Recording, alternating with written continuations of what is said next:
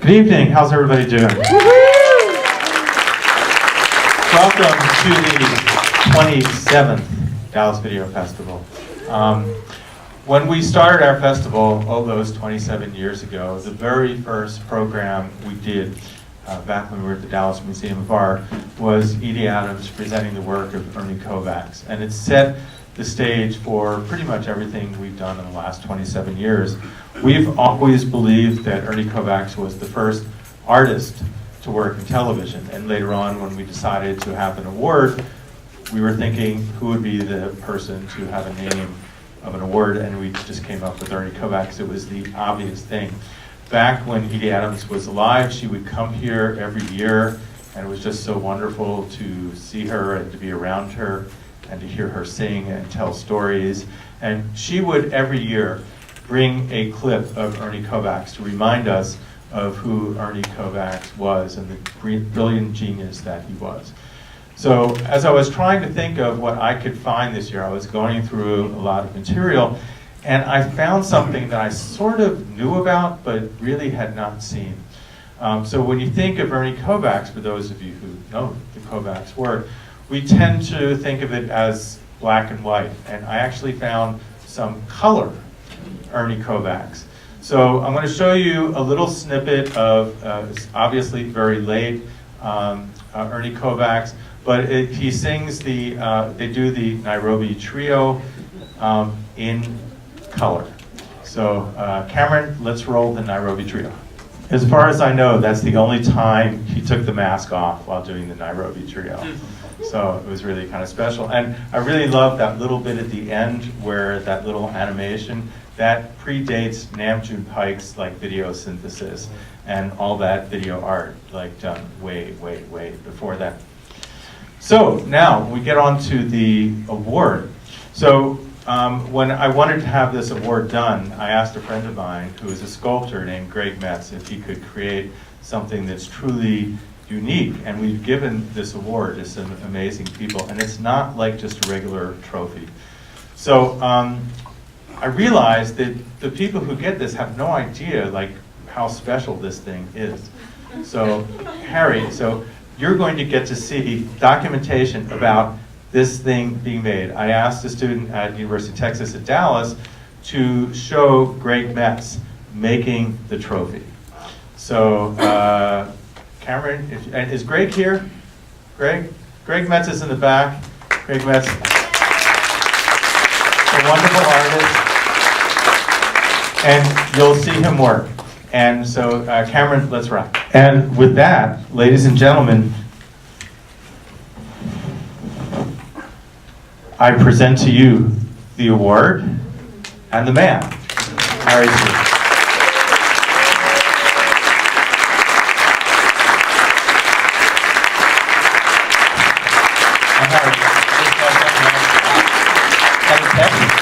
It's heavy. It's real tough.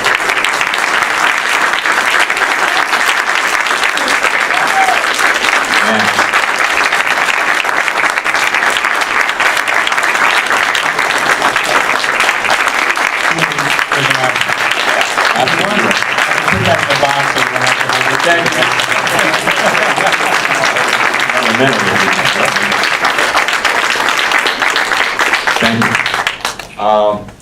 Well, as I've said on a couple of occasions while I've been here, I was a huge fan of Ernie Kovacs, although normal size, I was a huge fan of Ernie Kovacs. So it's sort of amazing to be linked with him at this moment. The last time I was connected to Kovacs was about 4 years ago in Los Angeles when Mr. Schlatter was there and a couple of other admirers or people who had worked with Ernie Kovacs. And it was to commemorate the releasing of the multi-disc DVD package. Which is awesome. It is totally awesome, and anybody who has not seen Kovacs' work lately, treat yourself to that, because the stuff is as current as you can imagine. He's still ahead of his time, even now. So this is a great time to be reunited with him. I skipped a lot of days in school to watch him. And then the primetime shows were just stunning. So I'm truly, truly honored. Thank you so much. Thank you.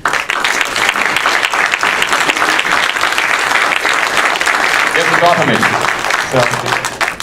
So one of the things And that great work, Greg, man. Yeah. Amazing. Man. Yes. We have a lot of really talented people here, and Greg is he's not only a great artist, but he's also inspired a lot of people. He's a great teacher. So one of the things that I totally love about your work is that, like Ernie Kovacs, who worked within the television system, but was truly an independent spirit. I mean, he did everything his own way. Yeah. Everything you do your own way. There's a complete, in a way that most people in Hollywood don't get to do.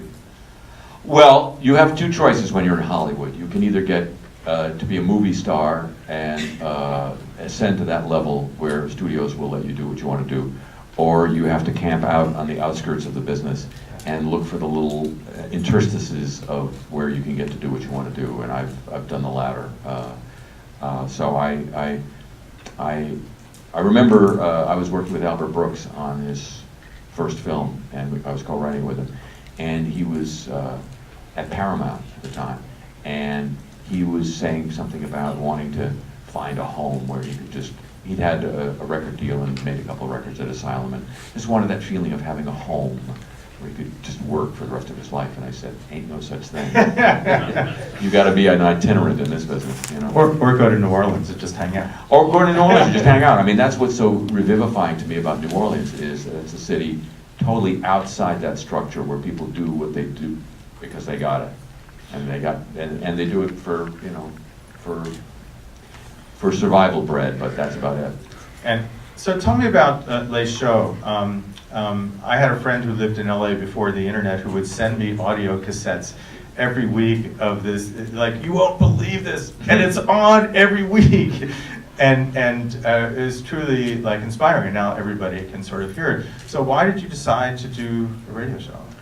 Well, I started my career in radio with Jack Benny, and then I did, when I came back from trying to be a serious grown-up and got back into That's show no business. fun. It's totally no fun. So I got back into show business with a comedy group that was doing daily radio broadcasts. So I got steeped in radio once more, and I realized it's the most ergonomically efficient form of performance. To get what you want into the audience's head, you have to exert the least amount of energy, you know, as opposed to having 100 people crew to do it on TV or in a movie. I can do it myself, and it can be done whenever I can find the little spaces in the rest of my schedule to do it. And it's unmediated. It's direct from me to the audience. There's never been a memo before a show and never been a meeting after a show. So it's straight ahead, and I'm not a stand-up, so this is my way of keeping myself writing, keeping myself creating new characters, and never having to entertain drunks. So I guess that's sit-down comedy. It is very much sit-down comedy. So, I mean, what I really love about it is that you really get into your subconscious in a way that you couldn't do in another kind of way. I mean, so much of it, what you're interested in, whatever you want to do, you get to do. Yeah, I mean, I get to do everything but, from really being fairly savage about the war machine to pestering people about the fact that interviewees on radio and television these days insist on beginning their sentences with the word "so," whether there's continuation of anything or not. So I was saying.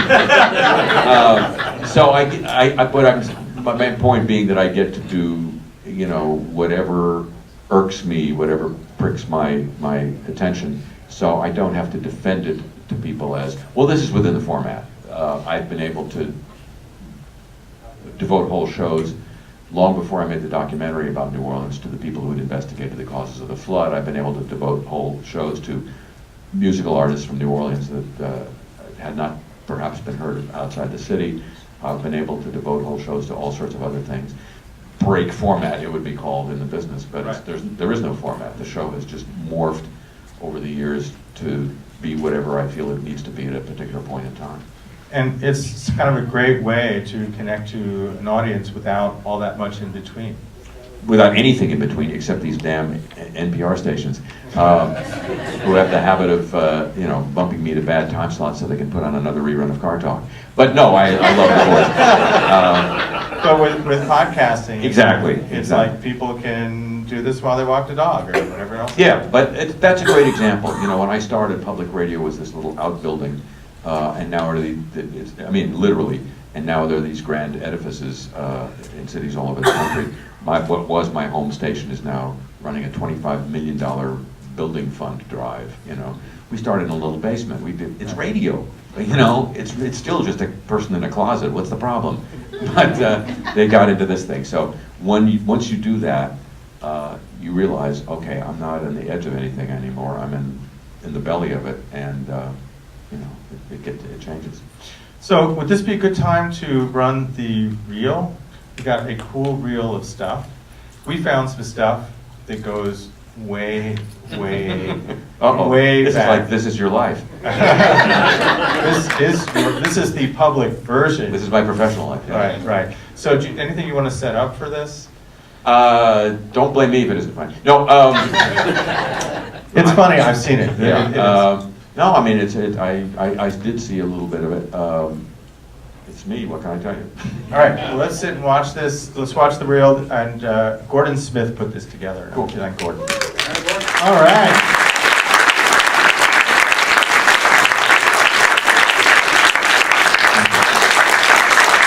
What incredible moment. So in watching this, it strikes me this sort of dichotomy between things you do as voice work, where you're an actor, or where you're an actor, and things that are your pieces. And how do you sort of deal with that dichotomy in your head? Someone pays me, I do what they want. It's real simple.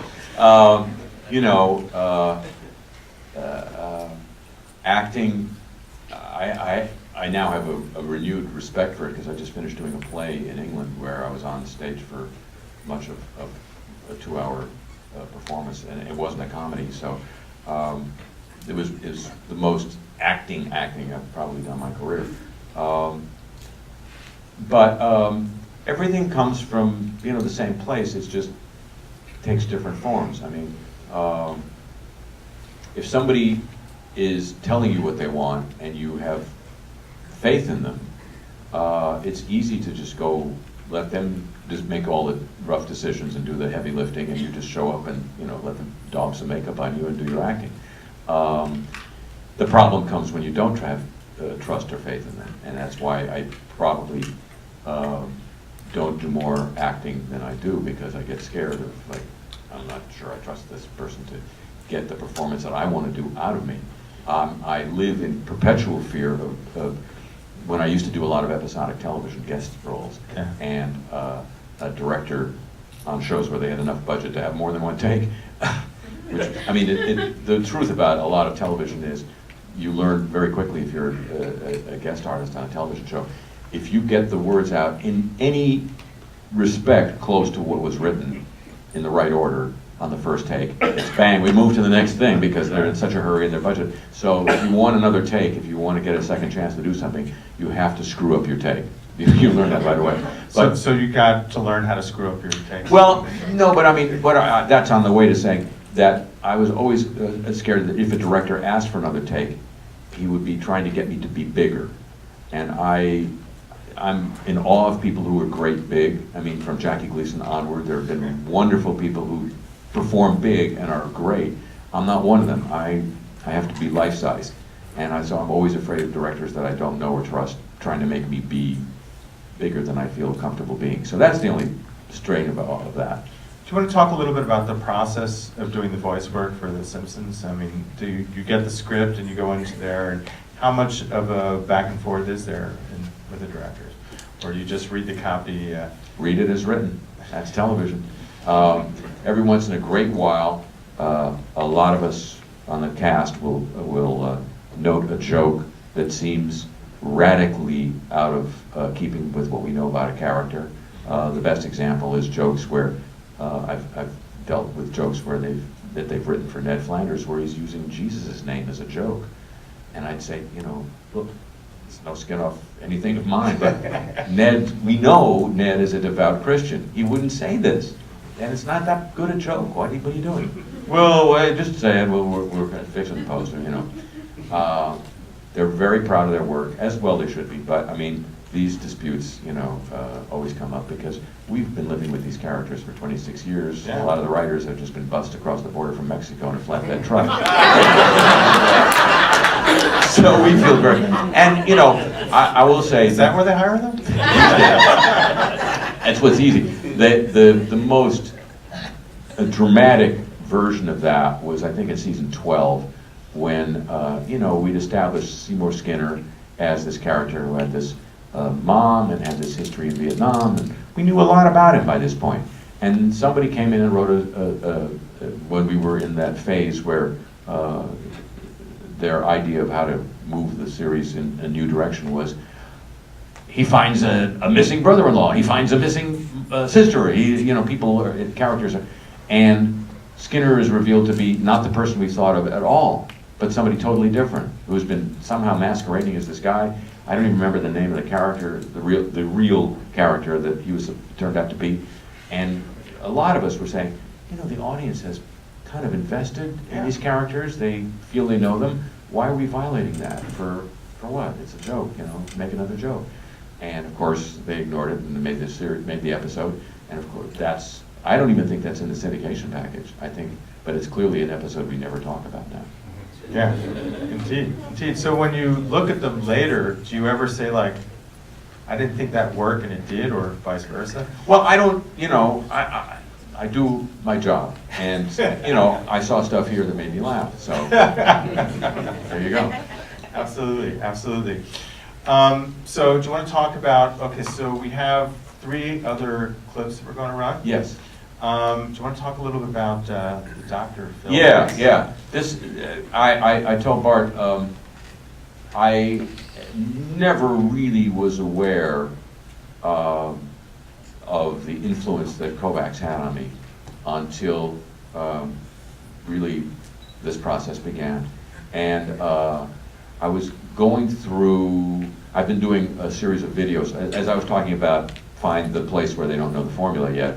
The new one is, of course, the internet, and doing web-based videos. And a friend of mine started a channel about 6 years ago now called My Damn Channel. I was supposed to start with a whole different project, a very exciting project, which I'm still trying to get done, but we never... And what is that project? Basically, it's to take what I do on the radio show, which I do timely, topical sketch comedy about whatever's going on in the news, and I play all the characters. And someone came to me a few years ago with the notion that I could do this on television without having to wear a lot of makeup and do endless takes and stuff with the 2 or 3 people in makeup, using the techniques of motion capture animation. So I did a pilot for HBO where I did 22 minutes of animation in 2 12-hour days. Wow. And it was ready to be seen a week after we made it. And I've been trying, so the idea was to go, and HBO, of course, delightful story.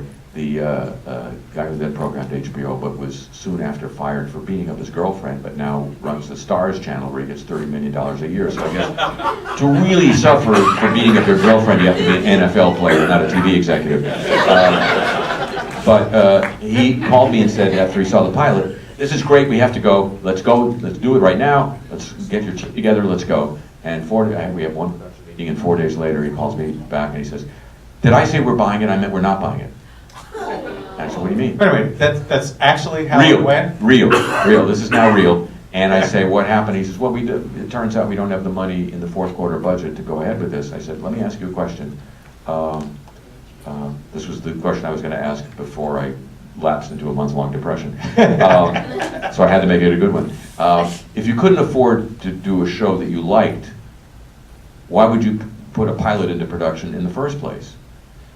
Honestly, he says, I'm thinking, no, the lying is good. He says, because the pilot turned out to have a broader appeal than we expected. I mean, what do you do with that? You just go to bed for a month, you know? Yeah, that's supposed to be a good thing, right? Right. Yeah. So anyway, the idea was to take that format and... What was the narrow appeal they were looking for? I have no idea. It was people who live in 3 blocks in Manhattan? No, people who like to beat up their girlfriends, I think was the target audience. But anyway, the idea was to... Apparently that's a large audience. That is a large audience. We're discovering that every day. So the idea was to do that as on a web platform.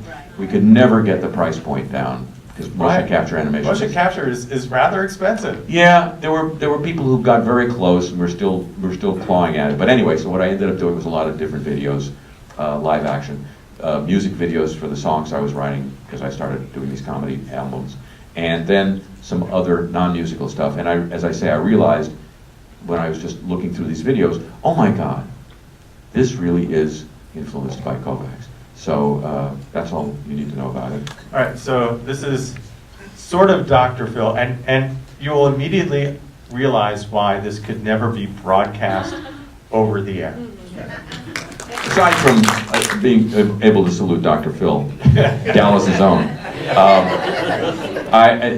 like so much stuff that I do, it grows from anger. Anger? Anger? Really? Yeah. Sure. I hate that shit at the bottom of the screen. I was at a dinner in Aspen when they used to have comedy festivals in Aspen, and Jeff Bewkes, who now runs all of Time Warner, but at the time ran HBO, was just about to take over Time Warner.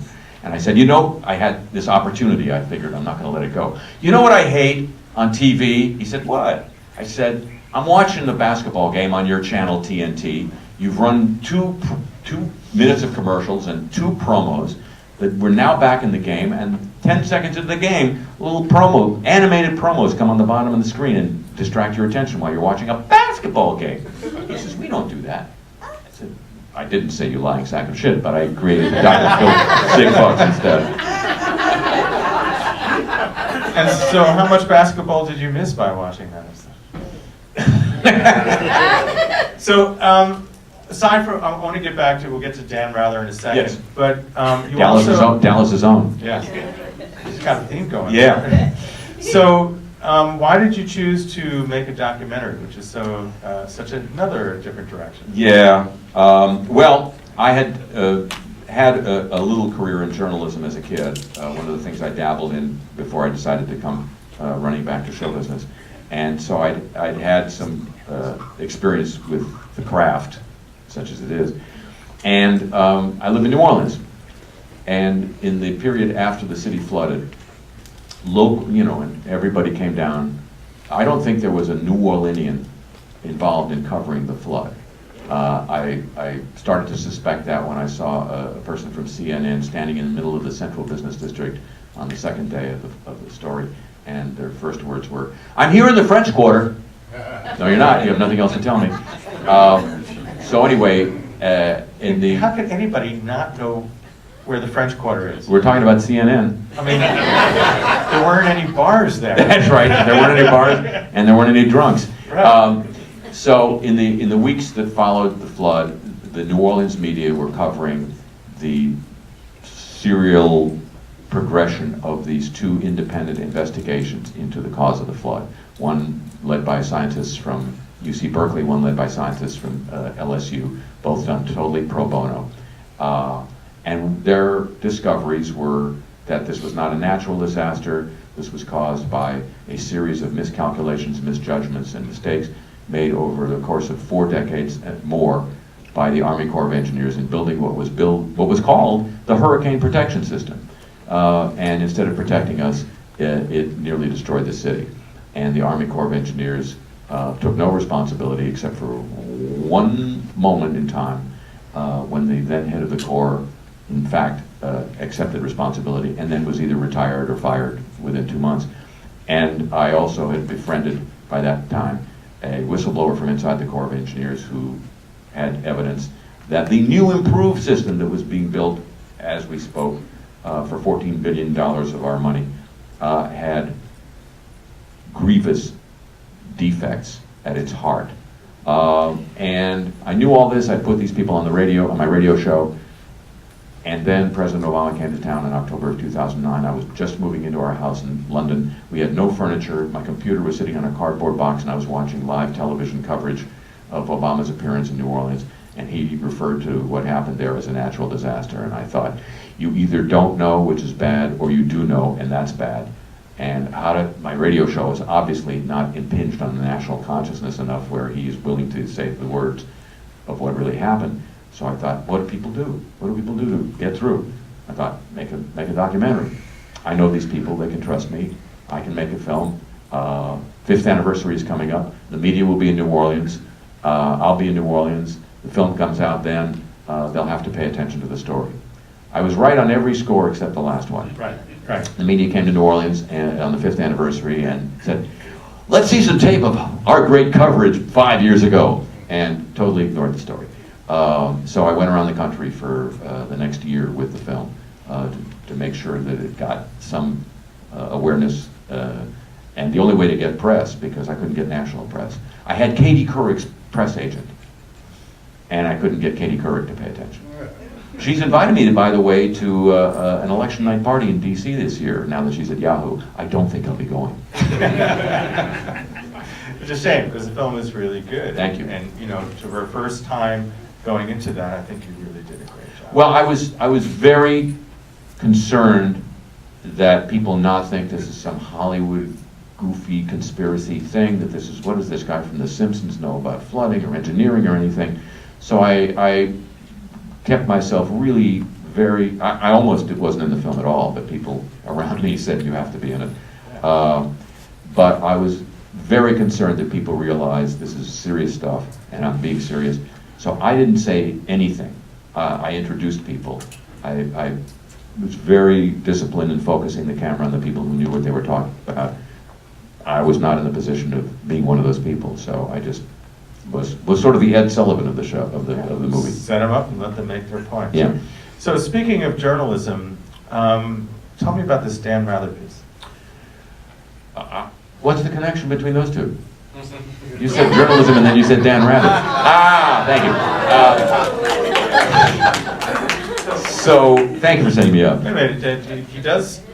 Wait a minute, no, he doesn't have a job anymore. Yeah, he does. He's on this thing called, what is it called now? Access TV? Right, it used to be HDNet. HDNet, yeah. Right, so Mark Cuban keeps him going. The great Mr. Mark Cuban keeps me alive, and I'm very grateful to him for doing that. Does he have to promote the Dallas Mavericks to do that? I don't know if he does or not. I used to do on my radio show these sketches of Dan Rather backstage at CBS called Bad Days at Black Rock, because I knew stuff about him. Like they at CBS, they all had this strange fraternity-like tradition of calling each other, you know, brother. Brother Schieffer, how are you doing? Anyway, this is real. This is not me fooling around. This is the other kind of Kovaxian thing that I've done, which is I realized when I was at NBC, I had a box on my desk, and I could get everything that was coming into NBC and could watch the news people and the guests of news broadcasts and people who were waiting to be on television, and I could watch it all in that building. And then I discovered satellite dishes, and I realized I could see that stuff, and I didn't have to work at NBC. So I built, with a couple of friends, a homebrew satellite dish in my backyard. The plans were sold by this guy in Turks and Caicos, the Caribbean, and you could build it yourself. It didn't look anything like what you think a satellite dish looked like. But suddenly, these images were coming into my house, and then, after watching them for a while, I thought, well, nobody's taping this. I should do that. That's my job. So I started taping this and I now have the world's largest collection of videotape of well-known people waiting to go on television. And what did you learn from that experience? I learned that you can assemble them into art pieces, and people will put them in museums sometimes and walk through and go, wow, this is spooky and funny. But I also got, willy-nilly, people who were not just sitting and waiting to go on television, but people who were talking and having their lives on television. And one of them was Dan Rather. And this is a day when they flew Dan Rather out to Seattle. He was anchoring the CBS Evening News.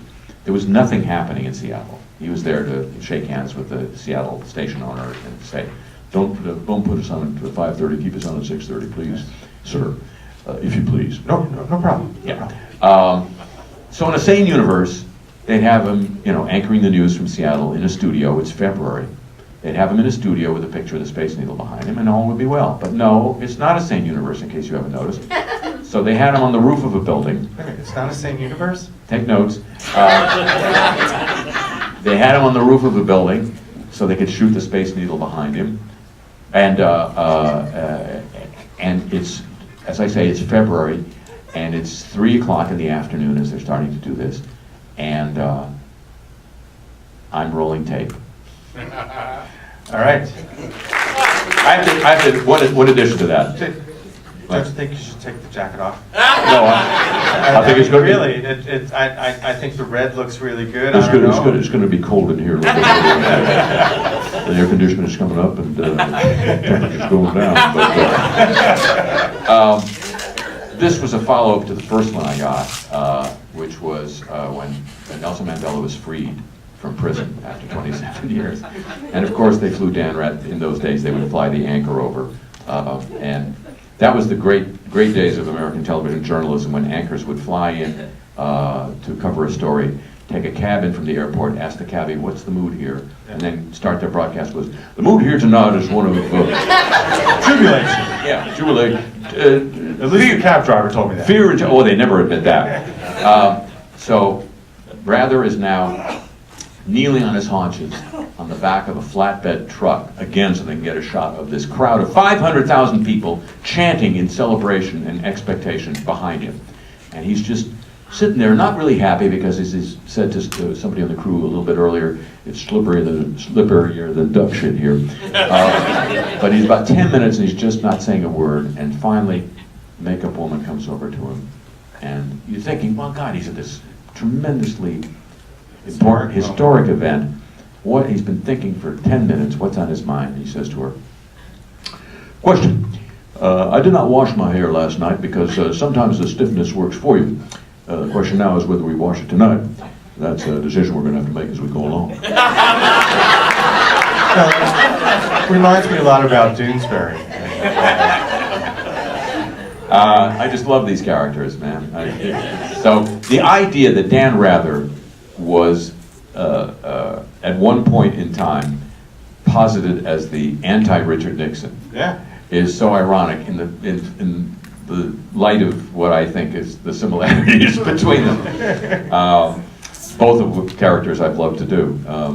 But it's wonderful how, you know, this deals with that sense of nuance, and, you know, these people who have the ability to have power in our lives, and the minutia that they deal with, which to me sort of brings us into our Nixon.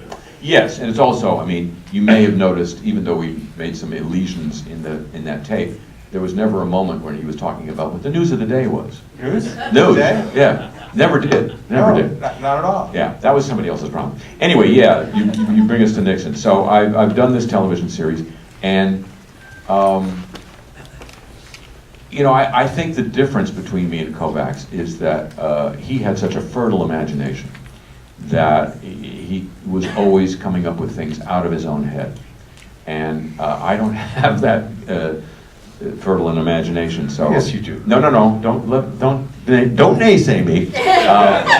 But I have to really be inspired by what I see in the world. You know, the little thing that I got out of journalism is to look at what's in front of me and try to be as true to it as I can as an observer. And so I was always, you know, growing up, I was always watching Nixon because he was the best show on TV if you were watching the news. And it was very much a product of television. I mean, well, yes and no. He was it had saved his bacon in 1952. Eisenhower was about with the Checker speech, and then it almost killed him when he lost the TV debate to Kennedy because he had a sweaty upper lip. So it had been his mistress, and it had been his almost his murderer. But now he does this great gift to mankind, at least the comedy appreciation part of mankind, which is he tapes his every waking word for 5.5 years. The famous tapes are not anything like any other president. Johnson taped, Kennedy taped. There are some really interesting things in the LBJ tapes, aside from the conversation about an inch more in the slacks from the crotch to the bunghole. That's really funny. But that's really funny. There's really starkly serious stuff when LBJ finds out that Nixon has gone behind his back during 1968 and has called South Vietnam and said, don't participate in LBJ ceasefire talks because I'll give you a better deal when I'm elected. And LBJ calls him a traitor on tape and then calls it J. Edgar Hoover and says, bug him. But back to Nixon. The difference between Nixon's tapes and everybody else's is Nixon was such a klutz, which everyone knew, everyone around him knew. He was not good with equipment and stuff, that they decided to make the taping system voice activated. Whenever somebody started talking in one of these rooms that were self-bugged, the tape started rolling. So we have 5 years. He was going to edit it, you know, in the leisure of his post-presidency to prove how, you know, how great president he was. He didn't get that chance, obviously. The joke was on him.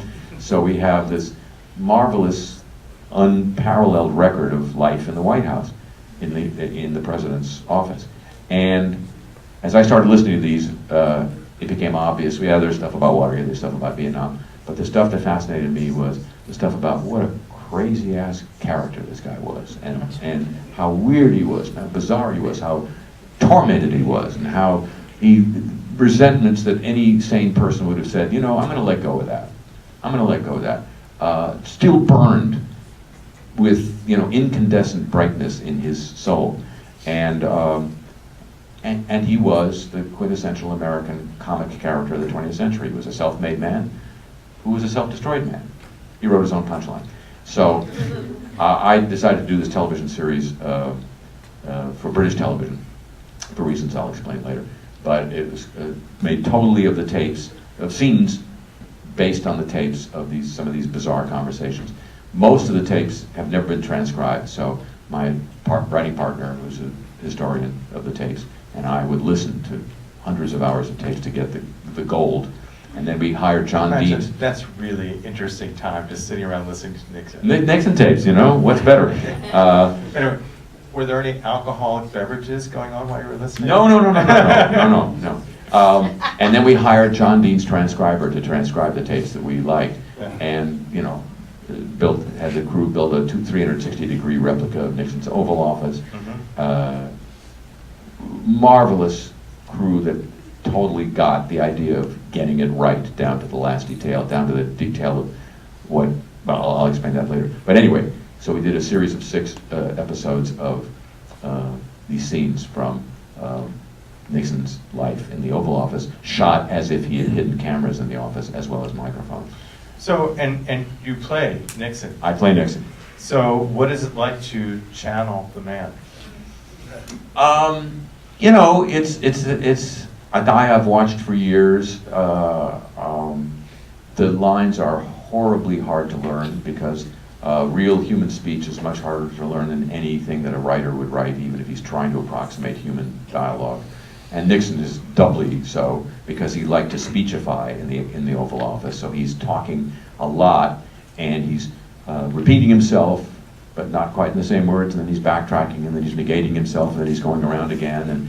And his word choice becomes a little strange. And every one of these choices is coming from character. So I had a script supervisor who I told, be a Nazi, make it word accurate. So I think I'd complete what I thought was like a good scene, and she'd say, well, you said through before the they, and then he said it after. Yes. I curse her, and then we do another take. Another take? Yeah. It's television, but television differently, so you could have another take. Yes, indeed. So, but also talk about that sense of, so that's sort of the lines, but also, as I heard you talking about, that Nixon had a way of moving Oh, yes, well. in space that Yes. we might not remember very well. Well, it always struck me that this was a guy who, like many of our politicians, would talk a lot about strength, and we want to be strong, and we don't want to be soft, and my opponents are soft.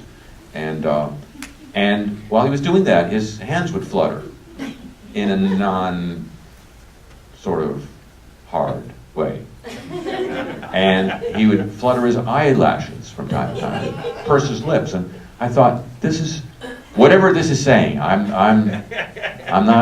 don't have a medical degree, But whatever this is saying, it should be represented in the show. So, and I'd never seen any fictional representations of Nixon, not that I'd seen that many, that kind of caught that side of him.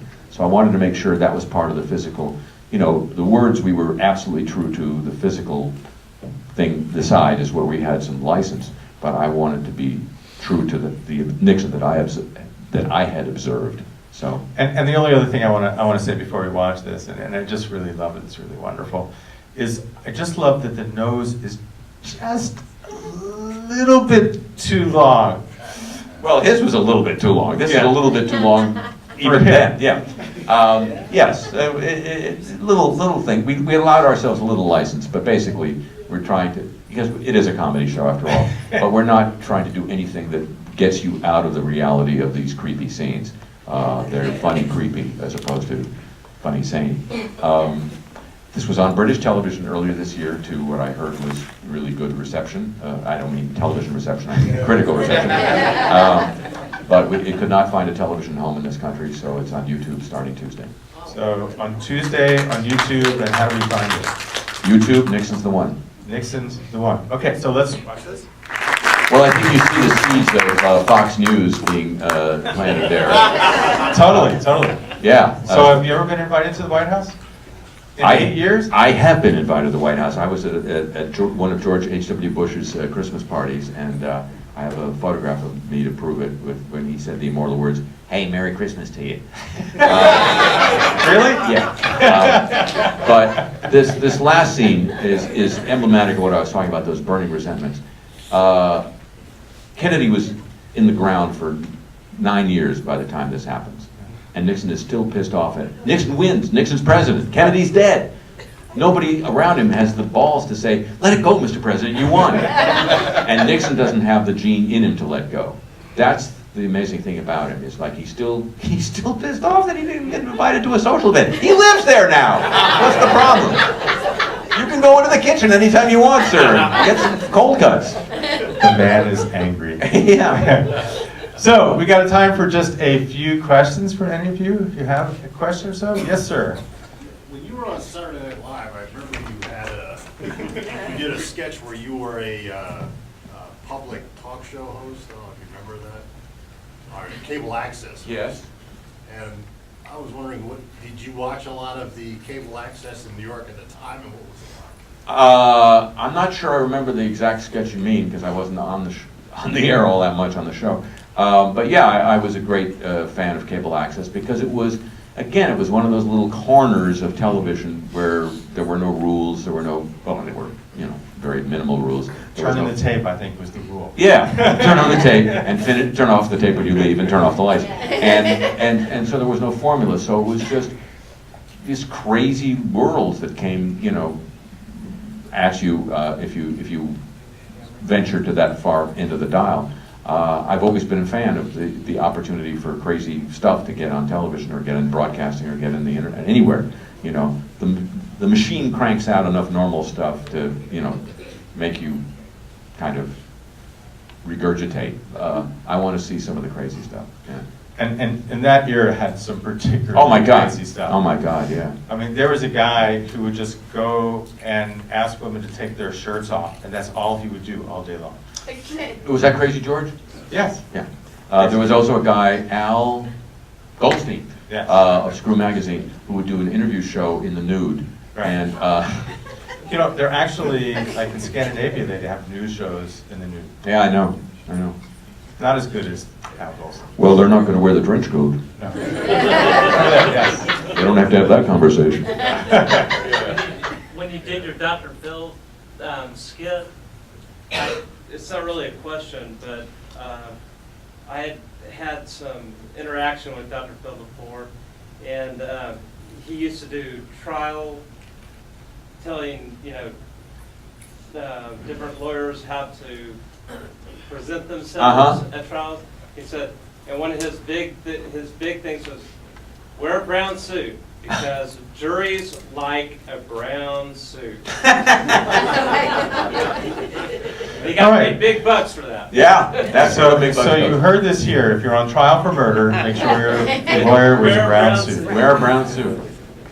Next question, yes, Mr. Barr. If only OJ had worn a brown suit. I wanted to ask you about the Lever to Beaver pilot. Yeah. As the story goes, you were the prototype for Eddie Haskell, and then you and your parents supposedly discussed whether you wanted to work in weekly television and whether that would, lead to a normal childhood or not, and you ended up not doing it. I ended up normal, look at me. Is that the way it happened? Yeah. And clearly your career would have taken an entirely different path, don't you think, had you gotten the Ken Osmond part or been Eddie Haskell?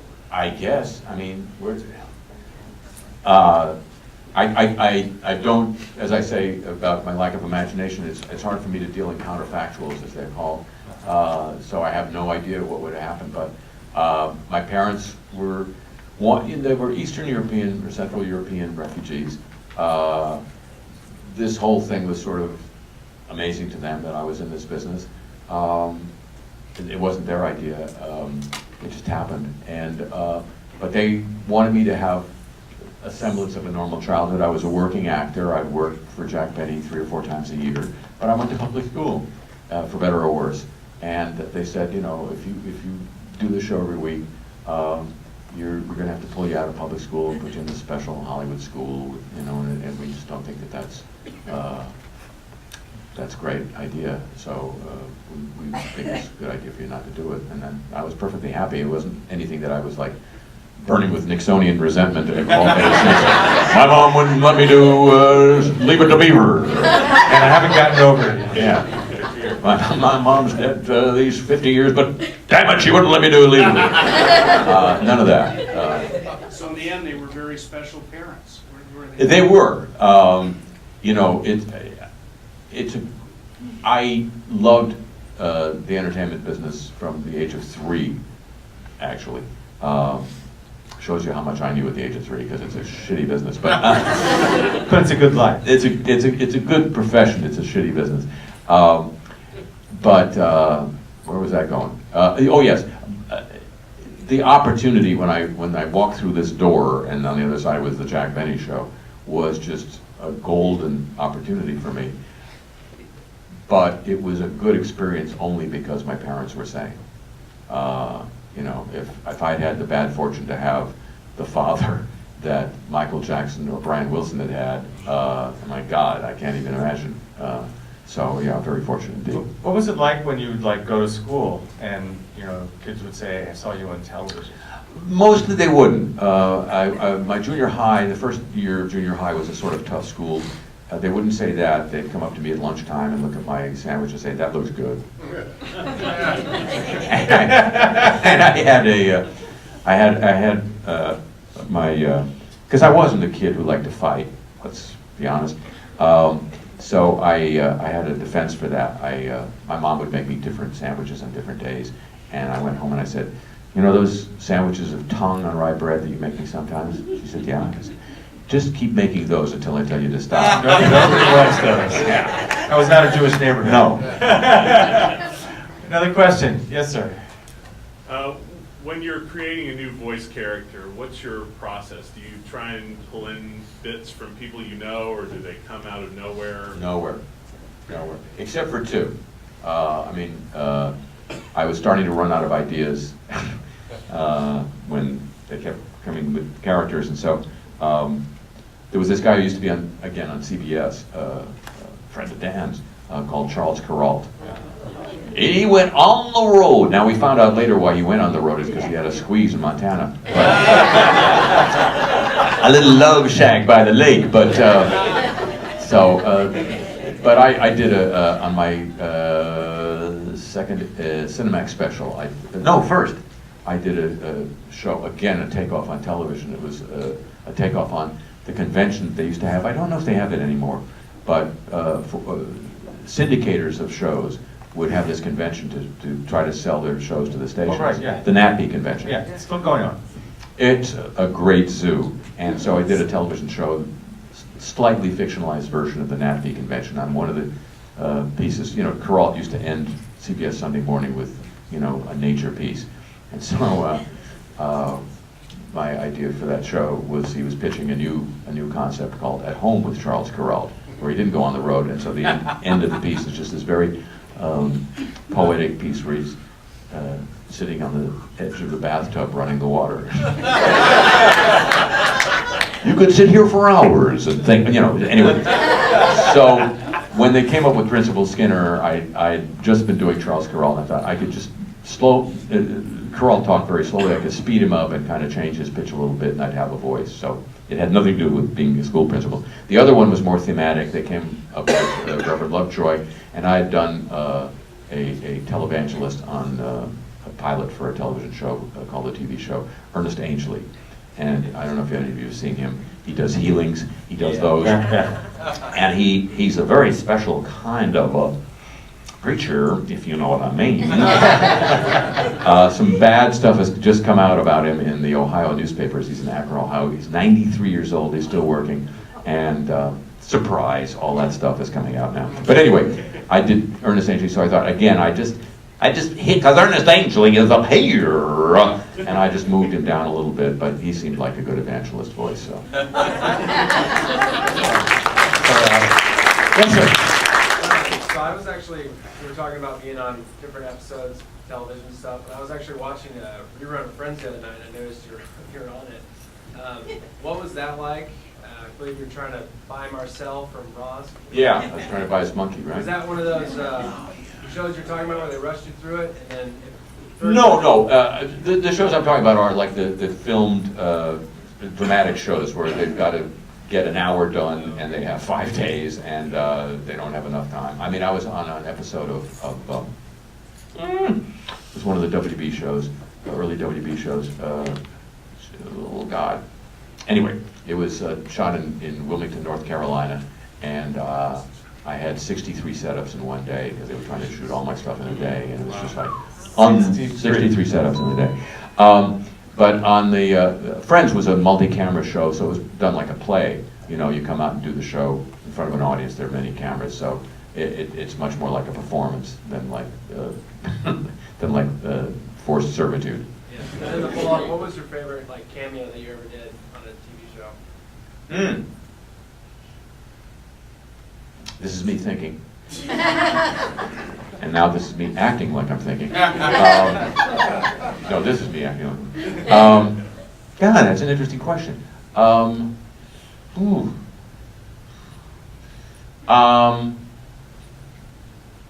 If I had a better memory of everything I've done, I would be well served right now.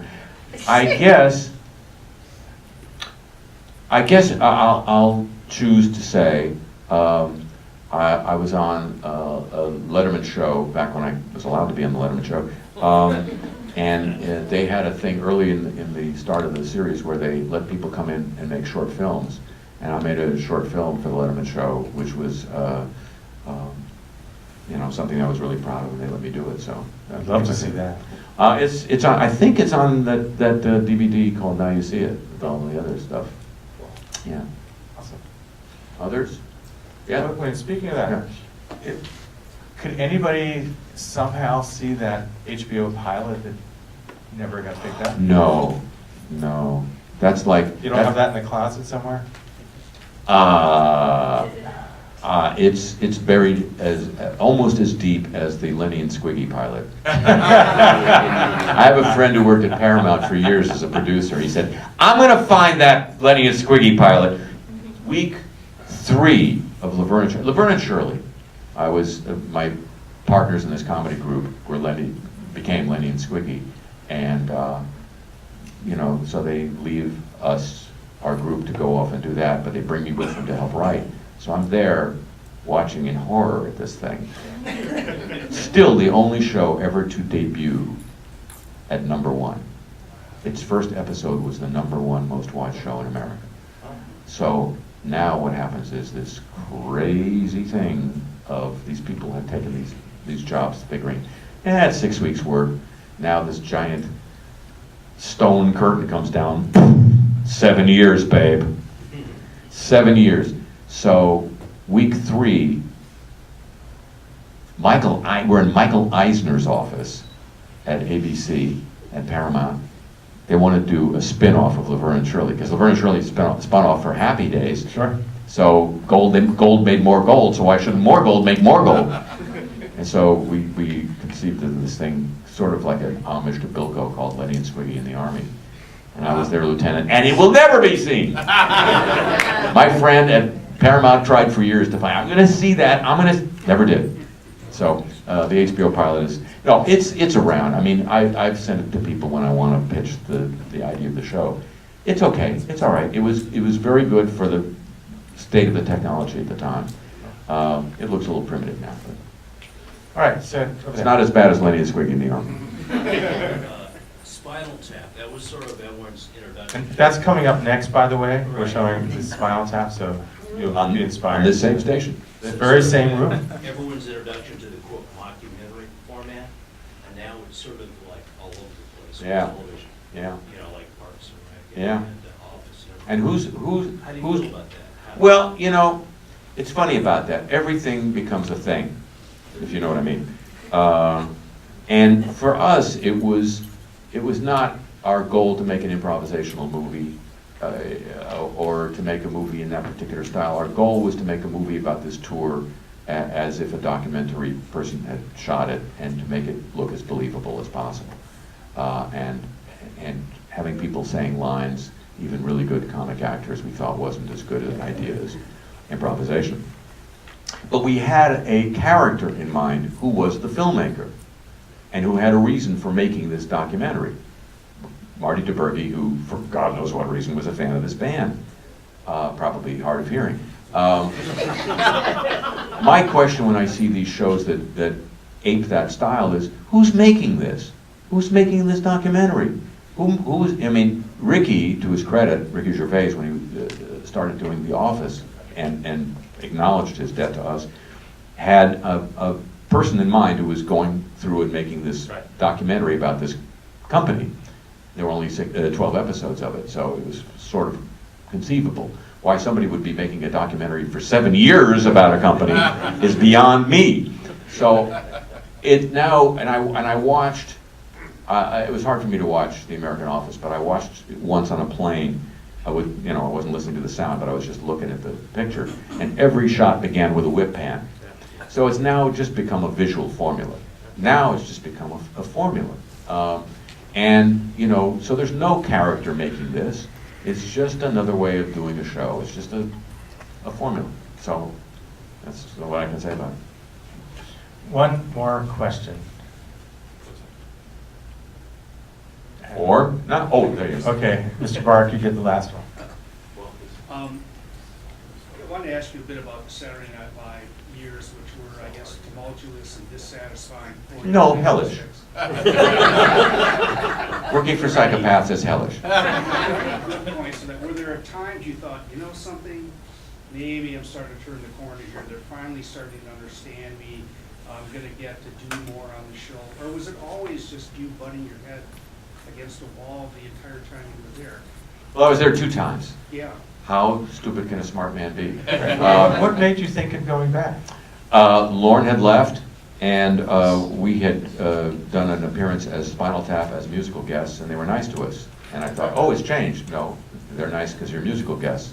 So the key is to constantly be a musical guest. Yeah, he is the only one to be a musical guest, and then get the hell out of there.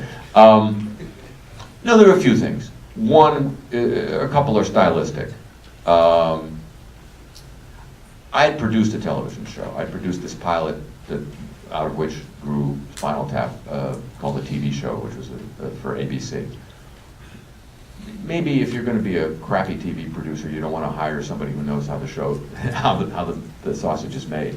So I'm looking at this and thinking, why are we waiting until after midnight on Tuesday to write a show that's going to air on Saturday night?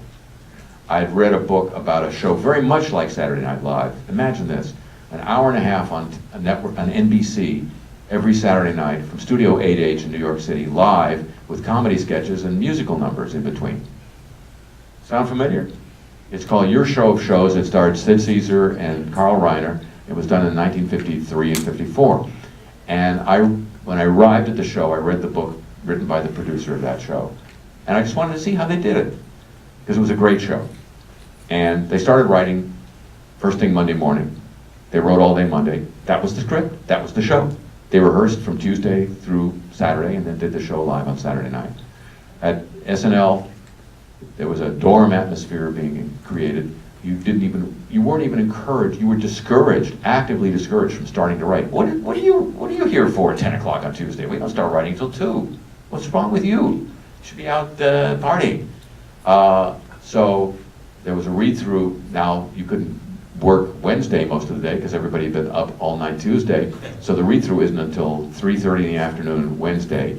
So by the time the scripts are selected for production, you've only got 2 days of camera blocking left. And the practice was to put 1/3 more scripts into production than would actually see air. So a lot of time had to be wasted blocking scenes that would never be seen. Nobody's going to commit to memorizing scenes when your chances are 1 in 3 they will not be on air. So a lack of commitment rained down to the place, and the decision on which sketches would be in each week's show was made at about 11:15 Saturday night. Just an insane system. Plus, I do live at this point in time, you know? Just so you can make fuck-ups, just so the cameras can't go where you want them to go. That was my feeling. It's like Because that. you have that's an excuse when it doesn't go. Plus you have an excuse. And then, again, back to my personal performing style, I like to work small. And this is a room that had been filled with the likes of John Belushi going, "Wah!" you know, and all of a sudden I'm walking in with my little scaled stuff, and I'm feeling, I'm stylistically out of keeping here. I like to do characters where all you see are the characters, and this is a place where Dan Aykroyd got Nixon with a mustache. You know, they didn't care about that. So I felt I don't know why they hired me, but I felt out of sync with the aesthetic of the place. And then there's this maniac running it. And yes, many times I thought, man, I've got this solved. I've got this licked. And he was better than me. No, you don't. Late in the series, he invited me over. This is the first time I was there. Why don't you come over to my place? We'll take a sauna. What? I'm going to take a sauna with Lorne Michaels. I figured, Is that like getting invited to the White House? worse. I don't know if you have to take anything off when you go to the White House. But I figured, you know, I've tried everything else. Is he reaching a hand out? I mean, in friendship? Thank you. So, you know, I went, and he said, so what's bugging you? I said, all right, look, take this week. I did this show, this TV show pilot that he'd seen. I did it, Billy Crystal and I did a sketch. He was Menachem Begin, then Prime Minister of Israel. I was Anwar Sadat, President of Egypt. We were arguing about whether light beer was better because it was less filling or... I said, you've seen me do Anwar Sadat. You've got a sketch in this week's show about Anwar Sadat. You've got Garrett Morris doing him. You're only doing that because Garrett Morris is black. Sadat isn't black. He's light brown. And Garrett's doesn't have a good Anwar Sadat. I've seen it. Why don't you, how do you think I'm supposed to be? He said, I'm going to make a call. I'm going to call Al Franken, who's the head writer of the show. You're going to be Sadat this week. So I think that's Friday night. I go in Saturday at 12:30 for the dress rehearsal. I'm not Sadat. And this is it is punctuated by where I'm an extra in the scene, and Garrett is standing next to me 20 seconds before we go on the air live, and he turns to me. He doesn't know all this has happened, and he says, "You do a good Sadat. How does he sound again?" Where would you be buying your Uzi at that point? Well, it's so wonderful to have you here. This has been a really great evening. Thank you so much. I really appreciate it. And keep going strong. We love all of you do it, and look forward to seeing the show on YouTube when it comes out. Thank you. Thank you so much. Thank you.